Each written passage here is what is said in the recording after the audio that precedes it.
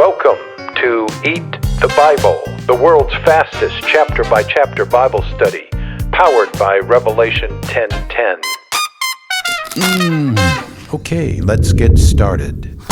Welcome to Eat the Bible, Episode 10, the book of 2 Samuel. If you're new here, or if it's been a while since you last watched the introduction, please click on this link. In 7 minutes, you'll know everything you need to know.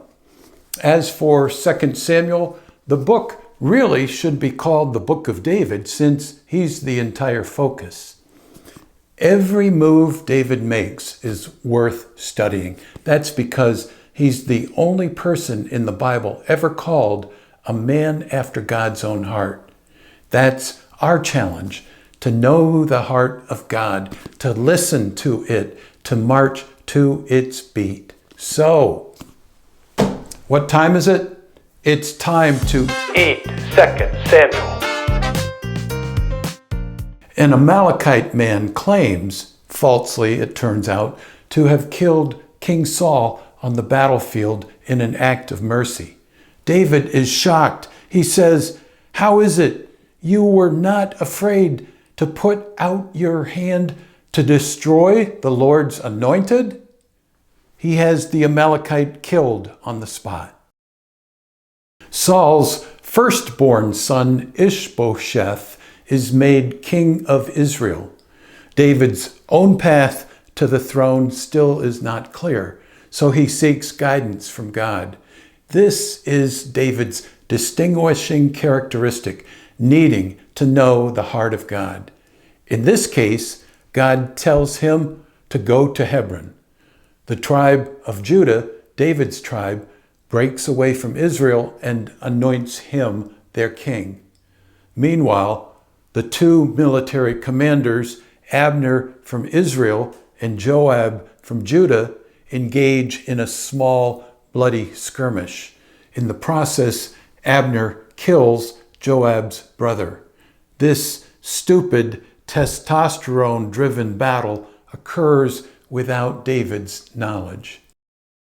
Abner rejects his weak king, Ishbosheth, and decides to unite behind David. This gives Joab an opportunity for revenge, and he sneaks up and kills Abner. Once again, Joab does this without informing David. He never forgives Joab for the cold-blooded murder. David can justify death only if God ordains it. King Ishbosheth is assassinated by two of his own soldiers. When they bring the news to David, he tells them they killed a righteous man, and he has them executed. Clearly, David detests ideas that originate in the minds of men, no matter how good they seem. At the age of 30, David finally becomes king over all 12 tribes of Israel. Jerusalem is made the capital. Seeking to test the new king's weaknesses, the Philistines gather for battle. But before making a move, David seeks guidance from God, who tells him, "Go up, for I will certainly give the Philistines into your hand." So David leads his troops, and the Philistines are defeated. Later, the enemy assembles again for war, and once again, David asks God what to do.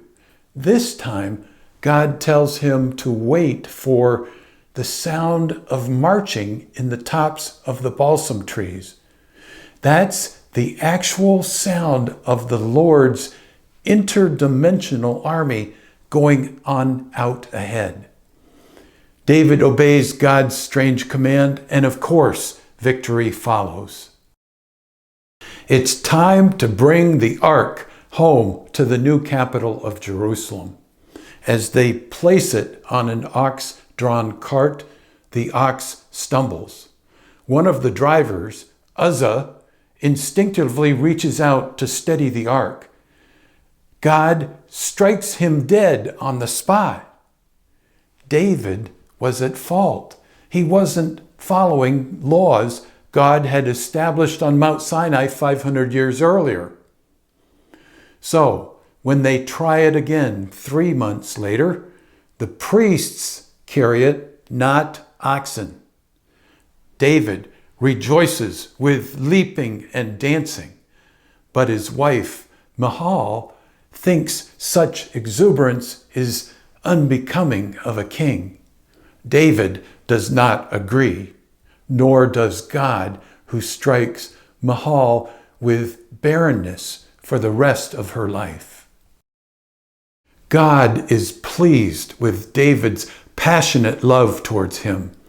Speaking through Nathan the prophet, God tells David his lineage will remain on the throne forever.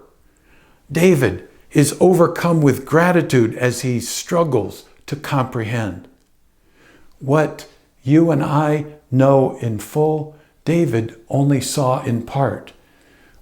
We know that Jesus comes from David's royal line, and right now, Jesus is on the throne in heaven. Very soon, the apocalypse will usher in the millennium, and that's when King Jesus finally sits on a physical throne in Jerusalem. And the Lord gave victory to David wherever he went. Moabites, Edomites, and Syrians become his servants. The captured silver, gold, and bronze David dedicates to the Lord. David keeps his pledge to Jonathan by taking care of his crippled son Mephibosheth. David defeats the Syrians from beyond the Euphrates River. David sees a naked woman, Bathsheba, from afar. He dwells on these pornographic images so much his portal opens and Satan's demons invade. This leads to her getting pregnant.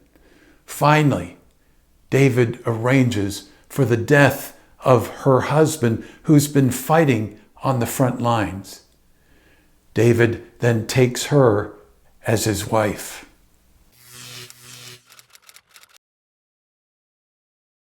Nathan the prophet confronts David with the truth. What David does next shows why he's a cut above the rest. He admits his sin in 6 words. I have sinned against the Lord. Nathan then tells him his script, that is, what the future holds. The baby will die, and there will be trouble, a sword, in his house forever. Of course, everything happens just as God said. David and Bathsheba's next baby is Jedediah. The name means beloved of the Lord.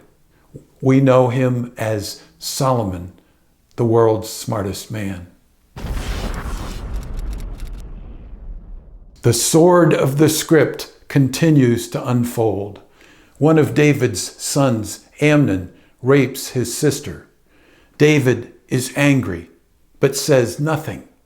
Such anger and such poor communication are 2 of Satan's slime pits, causing his portal gate to swing wide open for demons to enter. Another son, Absalom, is also angry about the rape. After his portal opens to Satan, he murders Amnon. Absalom flees to his mother's town, and the demons oppress both David and Absalom for the next 3 years. David begrudgingly invites his son back to Jerusalem, but withholds a formal greeting for another 2 years. Now, in all Israel, there was no one so much to be praised for his handsome appearance as Absalom. From the sole of his foot to the crown of his head, there was no blemish in him. This description sounds a lot like a description of Satan in Ezekiel 28. You were the signet of perfection, full of wisdom and perfect in beauty. Over the next 4 years, Absalom plots to overthrow his father's government. Finally, he launches his invasion of Jerusalem. In a mad dash, David rounds up his loyal friends and flees for his life. He leaves behind 10 concubines to take care of the house. Someone informs him that his trusted counselor Ahithophel has defected. So David boldly prays, "O Lord, please turn the counsel of Ahithophel into foolishness." One of Saul's relatives, Shimei, throws stones at David as he leaves Jerusalem. Shimei calls him a man of blood, an accusation that cuts deep. David assumes God put those words in Shimei's mouth. Then Absalom's army occupies Jerusalem, and the sword of the script plays out as he rapes David's concubines on the rooftop in view of everyone.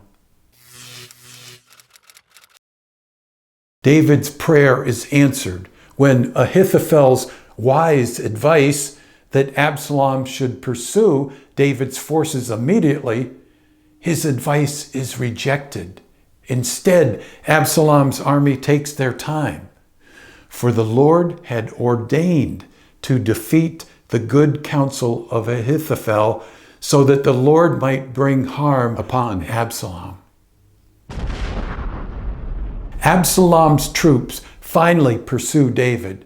David issues a strange command to his troops: "Deal gently, for my sake, with the young man Absalom."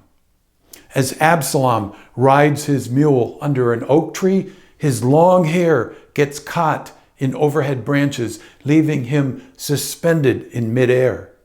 Joab disobeys orders and kills Absalom with 3 javelins through the heart. The number 3 is a signature of Jesus. Clearly, something deeper is going on here. When we put the pieces together, what we're looking at is Absalom modeling the behavior of the coming Antichrist. Prideful, persuasive, charismatic, powerful, and oh so vain. He sets up a pillar to honor himself, and so will Antichrist set up an image of himself people are to worship. David is inconsolable over the death of the very son who tried to kill him. He refuses to congratulate his troops for a successful mission. Good old hard-headed Joab chides David, "You love those who hate you and hate those who love you." David finally relents and glumly welcomes his soldiers back home. He also pardons all the rebels. A rebellion led by Sheba is put down. David's spiritual ears are just not as sharp as they used to be. Verse 15 says, David grew weary. A famine drags on for 3 long years before David finally asks God why. God reveals that King Saul had violated a sacred vow made to the Gibeonites. Meanwhile, the Philistines, with their special forces, the Nephilim giants, who are part of Satan's genetically modified army, some with 6 fingers and toes, these Philistines go to war with Israel. David writes a psalm, a heartfelt song of appreciation to God.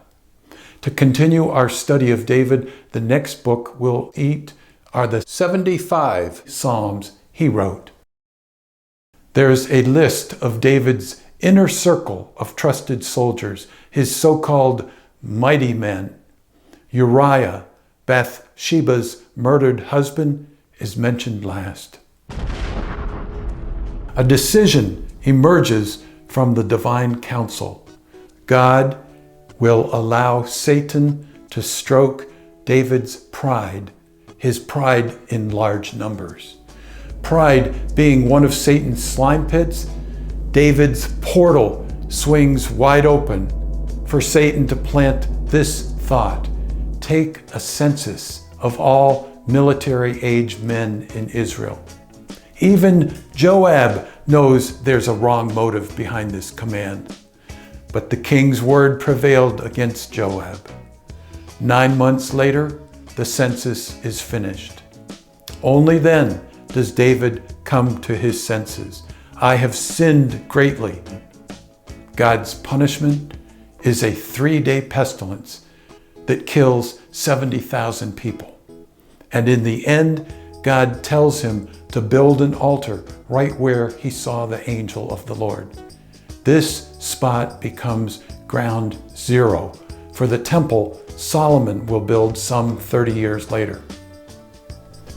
And so we've seen David in his early years when his love for God was unrestrained. We've seen him in his middle years, which were marred by sin.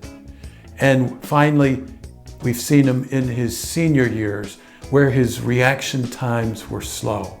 But through it all, God was the proud father who could turn to Satan and say, "That's my son. He never let go of my hand, and I never let go of his." Guess what? You and I serve the same God. What a mighty God we serve.